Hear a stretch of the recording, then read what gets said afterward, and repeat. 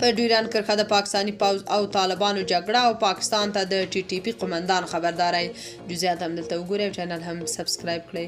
د پاکستان تحریک طالبان یا قومندان بابر علي په یو ویډیوي پیغام کې ویلي چې د ټي ټي پي او پاکستاني پوځ ترمنځ جګړه د اسلام او کفر ترمنځ جګړه ده، بل هیڅ پکې نشته.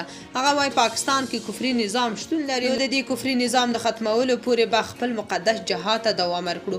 بابر وايي د پاکستان مجاهد ولس موږ سره اوږه په اوږه ولاړ دی، زموږ مرکزونه او مجاهدین ټول پښتانه کې شتون لري.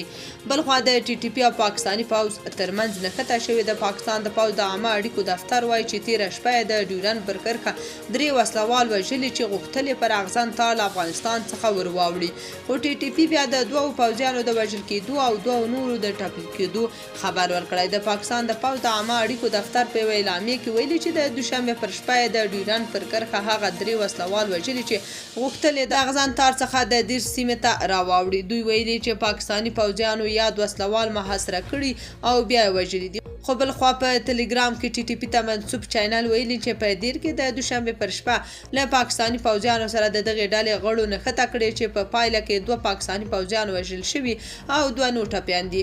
دوی په دغه نښته کې د خپلو 2 غړو د وژل کېدو خبر هم ورکړی دی. یاد دې وي چې پاکستان بار الزام لګوي چې ګانې د ټي ټي پي مرکزونه افغانستان کې دي، خو افغان طالبان بیا تل داسې الزامونه هوایي خبرې ګڼي او وايي پاکستان د خپلو خلکو امنیت نیولو کې پاتې راغلی، نو ځکه اوس داسې خبرې کوي. تاسو په دې اړه څه نظر لرئ؟ کومنټ کې شریک او چینل هم سبسکرایب کړئ.